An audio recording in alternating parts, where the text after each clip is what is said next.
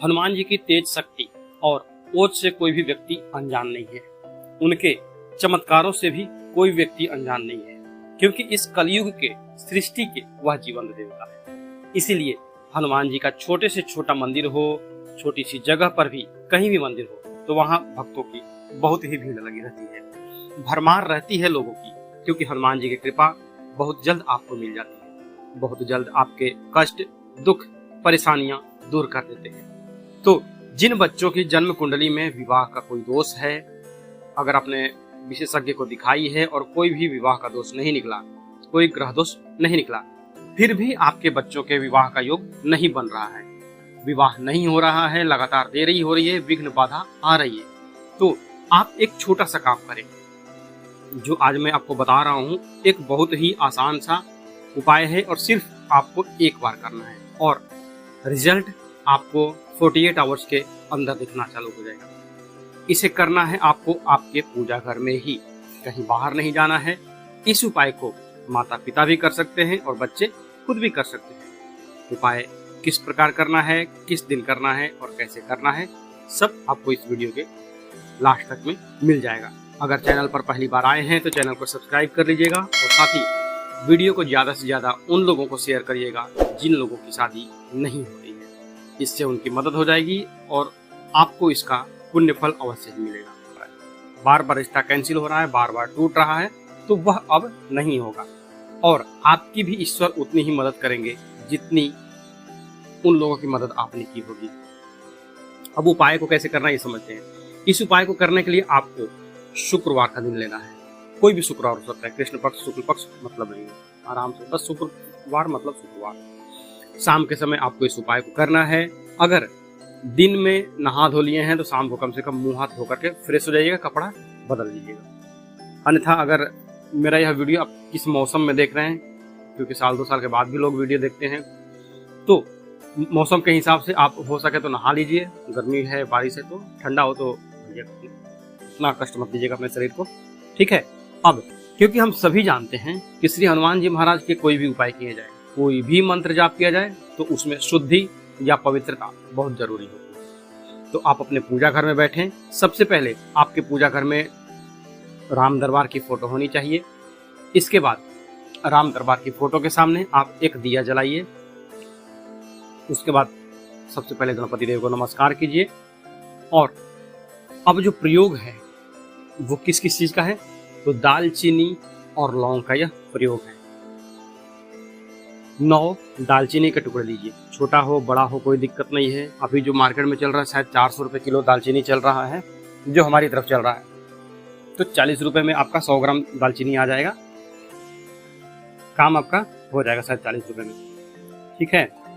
अब अगर आपके किचन में दालचीनी है मसाले के रूप में तो आप वहीं से ले लीजिए, अन्यथा आप जो भी हो 5-10 रुपए का या 50 ग्राम ले लीजिए, कोई दिक्कत नहीं है। बस 9 टुकड़ा चाहिए, छोटा हो, आधे इंच का हो, 1 इंच का हो, कोई दिक्कत नहीं, बस दालचीनी होनी चाहिए 9 टुकड़े। अब इसके बाद विवाह की कामना करते हुए थोड़ा सा आधा चम्मच हल्दी घोल लीजिए। आधा चम्मच हल्दी घोल लेने के बाद आपको उस हल्दी से एक माचिस का तीली लीजिए, उस पर एक रुई लपेट लीजिए। अगर माचिस की तीली वाला नहीं है, एक होता ना कान साफ करने वाली एक रुई आती है, वो स्टिक बना करके रखा हो रहा था, 10-20 रुपए का पैकेट आता है, आप चाहे तो उससे भी कर सकते हैं।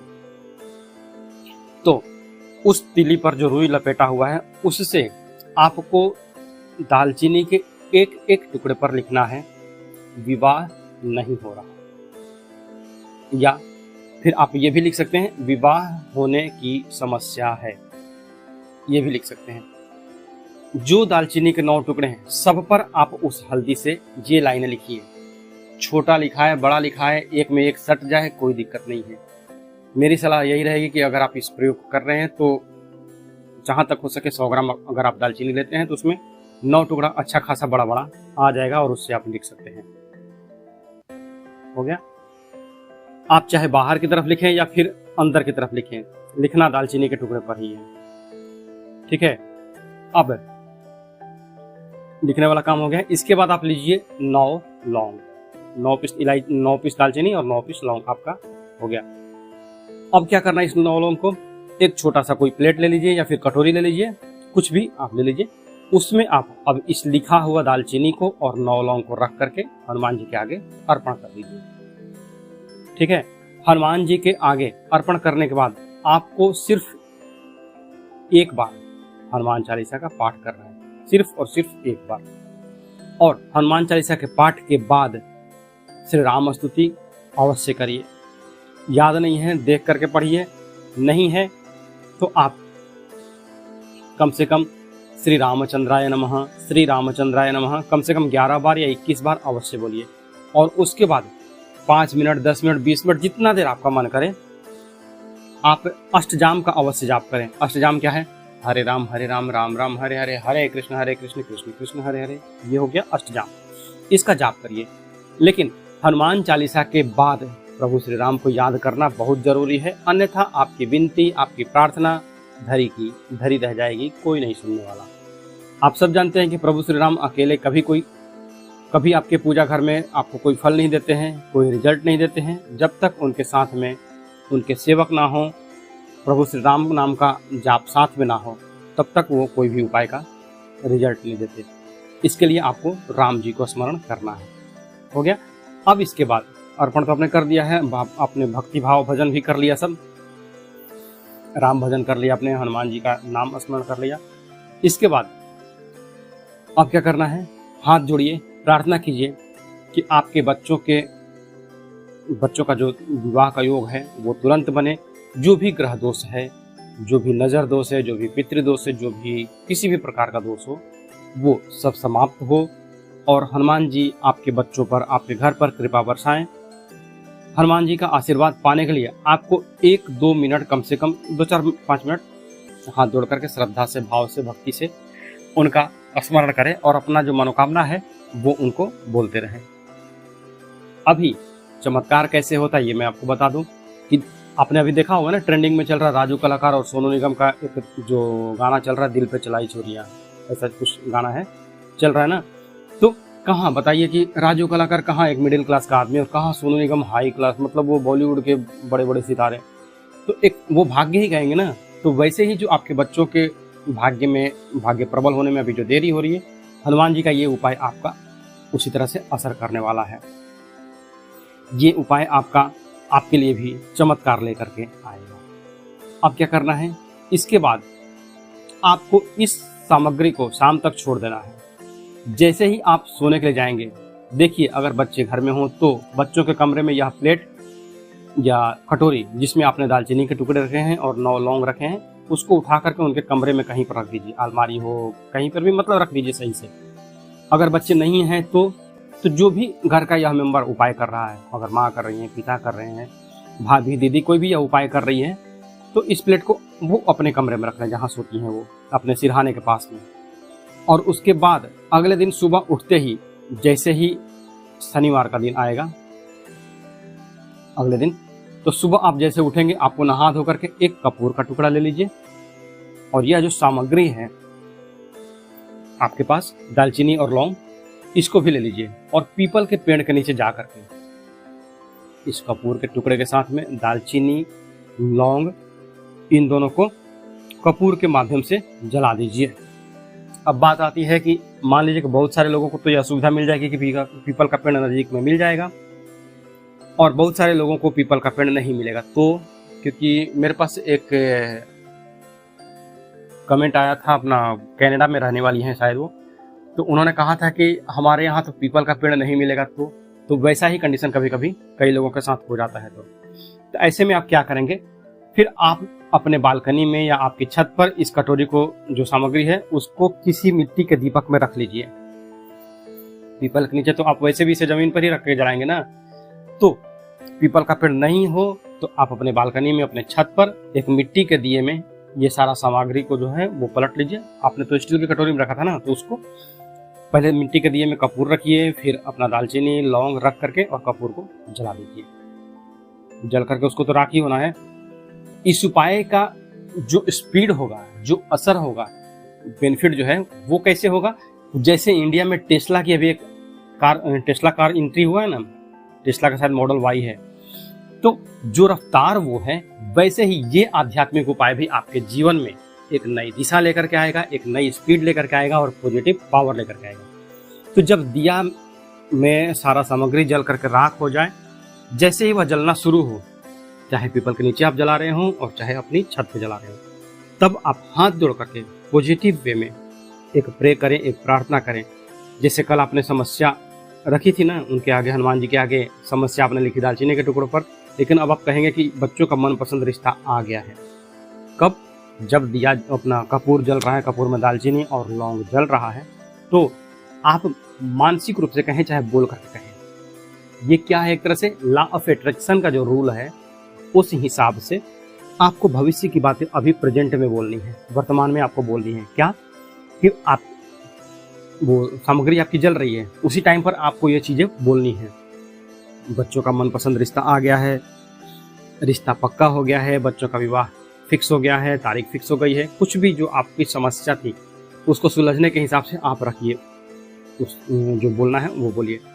किसी भी शुक्रवार को बस यह उपाय ज़रूर करें। देखिए, चमत्कार होगा आपके बच्चों के जीवन में और विवाह जो है वो तुरंत होगा। तो अब जो मैं उपाय बता रहा हूँ आपको, वो है एक एकादशी का उपाय। पहला तो मैंने आपको बताया हनुमान जी के वाला उपाय। अब जो एकादशी का उपाय है, ये भी अगर इसके साथ में आप करना चाहें तो कर सकते हैं, क्योंकि दोनों ही उपाय एक से बढ़कर एक हैं। ठीक है, इस उपाय में आपको क्या करना है? तो ये उपाय है सरसों के तेल का। जी हाँ, इस उपाय को करेंगे कैसे? तो देखिए, सरसों के तेल का जो उपाय है, यह तो आपको शनिवार को करना है। किसी भी शनिवार को करिए, शाम के समय में आपको यह उपाय करना है। कैसे? तो आप थोड़ा सा सरसों का तेल ले लीजिए, 1 चम्मच के जितना आप सब्जी बनाते हैं ना, उतना ही, बस ज़्यादा नहीं। जो चम्मच कौन सा? तो जो कलछुल होता है, कड़छी होता है, जो जिससे आप दाल निकालते हैं ना, वो तड़का लगाते हैं, वो उतना कम से कम तेल होना चाहिए। मान के चले कि वो 100-150 ग्राम तेल होगा। एक कटोरी में लेकर के उसको डाल दीजिए, कड़छी से नाप लीजिए अपना 1 कलछुल। क्यों? क्योंकि वो आपके डेली यूज में होने वाली चीज़ें हैं। मैं जो उपाय बताता हूँ घर में यूज होने वाली चीज़ों से ही बताता हूँ, ज़्यादा तामझाम वाला चीज़ नहीं बताता हूँ कि हाँ आप इतना रुपया खर्चा करो, ये करो, वो करो। क्या करना आपको? वो 1 कटोरी तेल ले लीजिए कड़छी से नाप के। इसके बाद आपके घर में अगर शिवलिंग है तो, और अगर शिवलिंग नहीं है तो इस उपाय को आपको मंदिर में करना होगा। शिवलिंग घर में है तो घर पे करिए, नहीं है तो मंदिर में करिए। क्या करना आपको? शिवलिंग में अपना शंकर जी के मंदिर के पास जा करके उपाय आपको शाम को करना है ना, तो शाम को थोड़ा सा देखिएगा अपना समय के हिसाब से, गोधूली बेला के समय में आपको यह उपाय करना है। वहाँ जा करके एक दिया जलाइए, जो सरसों का तेल आपने लिया है, सबसे पहले उसको लेकर के वहाँ शिवलिंग के पास बैठ जाएं और एक 4 मुखी दिया जलाएं। चौमुखा दिया आपको पूजा की दुकान पे या फिर जो कुम्हार भाई लोग होते हैं उनके पास आपको मिल जाएगा। शिवलिंग शंकर जी के सामने आपको 4 मुंह वाला दिया जलाना है। बाती 4 अलग अलग लगाइएगा, एक ही बाती में नहीं, ठीक है? चारों तरफ उसका सिरा निकला रहेगा। इसके बाद क्या करना है? जो आप कटोरी लेकर के आए हैं, उस कटोरी का तेल उस दिए में जलता रहेगा। दीपक मिट्टी का बनाइए, मिट्टी का ले लीजिए या फिर आटे का बनाइए, जो आपको सुविधा लगे वो आप प्रयोग कीजिए। अब जो आपने तेल लाया था उसमें से आप आधा तो डाल देंगे उस दिए में। उसके बाद थोड़ा सा 3-4 बूंद के आसपास जो तेल है वो अपने बाएं हथेली पे रखिए। वही जो आपके घर का जो सरसों तेल है वही 3-4 बूंद अपने बाएं हथेली पे रखिए। और दाहिने हाथ का जो रिंग फिंगर है, जिसे हम सूर्य की उंगली कहते हैं, मतलब जो सबसे छोटी के उंगली के पास वाली जो उंगली है, उस उंगली को इस तेल में लगाइए और इस तेल में लगा लीजिए और अपनी जो मनोकामना है वो बोलना प्रारंभ कीजिए। माता पिता हैं तो अपने बच्चे का नाम लीजिए, बच्चे का गोत्र लीजिए और साथ ही मनोकामना बोलिए कि आप क्या करना चाहते हैं। क्योंकि समस्या यहाँ पर 4 प्रकार से होती है। पहला, रिश्ता ही नहीं आ रहा है। दूसरा, रिश्ता आता है बार बार कट जा रहा है। तीसरा जो है, अगल बगल वाले भड़का दे रहे हैं, या फिर किसी भी बात को लेकर के दान दहेज या जो भी है उनको लेकर के वो हो गया है। और चौथा है कि यहाँ पर चौथा कंडीशन किसी किसी के साथ होता है कि हमें दूसरी शादी करनी है। क्यों भाई? तो पहले हो सकता है कुछ तलाक ये सब हो गया हो, या फिर वो जीवन साथी ही इस दुनिया में ना रहा हो। तो ऐसे में तो जो भी आपकी समस्या है वो समस्या वहां पर बोले। अब इस उंगली को जैसे ही आप मतलब उंगली से आप घुमाते जाएंगे, जितनी देर आपको मनोकामना अपनी बोलनी है बोलते जाइए, कोई दिक्कत नहीं है। इसके बाद अपना उंगली निकाल लीजिए, अपना जो दाहिना हाथ का उंगली है वो निकाल लीजिए और इसके बाद शिवलिंग पर उसकी एक बिंदी लगा दीजिए, उसी सरसों के तेल की जिसको आप गोल गोल अभी घुमा रहे थे बाएं हथेली पे ना, और अपनी मनोकामना बोल रहे थे, उसी उंगली से एक तिलक, एक बिंदी शिवलिंग पे लगा दीजिए। अब इस तेल को तेल को जितना है वो सारा शिवलिंग पे अर्पण कर दीजिए। जो आपके पास बचा हुआ तेल, आधा कटोरी तो आपका दिए में गया, आधा कटोरी जो आपने रखा है और उंगली वाला जो आपका जो काम हुआ है, हथेली पे जो तेल है वो सारा मिला करके, दिया तो जलता रहेगा, बाकी जो तेल कटोरी का बचा वो सारा शिवलिंग पर अर्पण कर दीजिए, अभिषेक कर दीजिए सरसों के तेल का। यह प्रक्रिया अगर आप मंदिर में भी करते हैं तो भी सेम रहेगी, और घर पर अगर करते हैं, क्योंकि कई लोगों के यहाँ शिव जी विराजमान होते हैं घर पर ही, तो घर पर भी आप यह काम कर सकते हैं। तरीका ये कैसे लाभ देता है, चमत्कार किसे कहते हैं, आप खुद इस उपाय से देखेंगे। अभी तो इसमें और अभी बाकी है, पर चमत्कार अभी देखा आपने ना कि जैसा अभी राजू कलाकार और सोनू निगम का एक ट्रेंडिंग चल रहा सॉन्ग दिल पे चलाई छुरियां, तो वैसे ही ये पूजा उपाय भी अगर आप मन से करें तो आपके लिए चमत्कार लेकर के आएगा। अब आप जैसे ही पूरा सरसों का तेल दोनों हाथों से शिवलिंग पर अर्पण कर दें, उसके बाद से वही उंगली, जिस उंगली से आपने सरसों तेल वो लगाया था ना रिंग फिंगर से, उस उंगली को माँ पार्वती के हस्त कमल पर लगा दीजिए। यानी कि सरसों का तेल जब आपने अभिषेक किया है तो वह सरसों का तेल नीचे माँ पार्वती के हस्त कमल से होकर के पूरा बाहर की तरफ आएगा।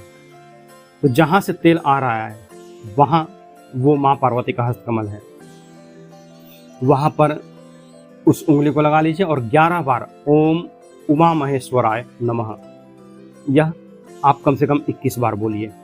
इतना बोलने के बाद अब जो उंगली है जो आपने माँ पार्वती के कमल पर लगा कर रखी है, इसको हटाना नहीं है। उंगली रखे रखे ही आपको अर्जी बोलनी है, हे भोलेनाथ, हे माँ पार्वती, और आगे जो भी आपकी जो समस्या है वो अपना बोलते जाइए। बच्चे का नाम लीजिए, बच्चे का गोत्र लीजिए, बच्चे के पिता का नाम लीजिए, बच्चे के माँ का नाम लीजिए, कि मतलब बच्चे का ये है, मतलब ये नाम माँ का है, ये पिता का नाम है, और इनका ये संतान है, इसकी शादी में समस्या आ रही है, ये सारा कुछ जो भी आपको बोलना है वो बोल दीजिए। इसके बाद से आप अपनी उंगली जो है वहां से हटा लीजिए। अगर आपको शनि चालीसा आता है तो आप शनि भगवान का एक चालीसा वहां पर शिव जी के सामने ही, भगवान शिवलिंग के, भोलेनाथ के शिवलिंग के सामने ही आप पढ़ लीजिए, क्योंकि भगवान शंकर शनिदेव के गुरु हैं, इसलिए उनके सामने आप शनि चालीसा पढ़ दीजिए तो बहुत आसान है।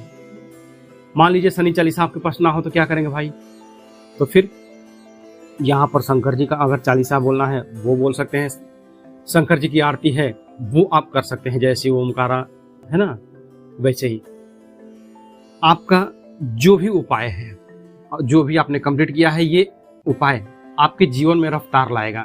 वैसे ही जैसे इंडिया में टेस्ला कार की एंट्री हुई है, एक नई ऊर्जा, एक नई रफ्तार लेकर के, तो ये आध्यात्मिक उपाय आपके जीवन में एक नई दिशा लाएगा, एक नई स्पीड लाएगा और एक नया पॉजिटिव पावर लेकर के आएगा।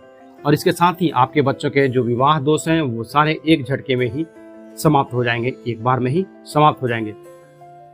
तो अगर आपको लगता है कि आप हर शनिवार यह उपाय कर सकते हैं तो अच्छी बात है, नहीं तो यह उपाय केवल एक बार में ही लाभ देने वाला है। तो आज के लिए बस इतना ही, मिलते हैं जल्दी आपसे नेक्स्ट वीडियो में, तब तक के लिए हर हर महादेव, जय माता दी।